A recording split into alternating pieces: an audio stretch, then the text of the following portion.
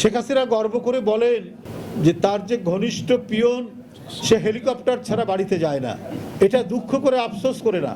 এই কথাটা বলে তিনি ভিতরে ভিতরে গর্ব করছেন 400 কোটি টাকা তার সেটা প্রধানমন্ত্রী নিজে বলছেন। শেখ হাসিনার ঘনিষ্ঠ এস আলম তার বাড়ির একজন কাজের লোকের নামে তার লুট করে নেওয়া একটি ব্যাংক থেকে, সেটাও বোধহয় 2-3 হাজার কোটি টাকার নিচে না, তাকে ঋণ দিয়ে দেওয়া হয়েছে তার নামে। শেখ হাসিনা দেশটাকে কি করেছিলেন? দেশটাকে করেছিলেন লুট করার, একেবারে ঝেঁটিয়ে জনগণের টাকা নিজের কাছে পুঞ্জীভূত করে রাখার তিনি কাজ করে গেছেন। টাকা অধিকাংশই পাচার হয়েছে, কিছু টাকা হয়তো এখনো রয়ে গেছে ঘাপটি মেরে।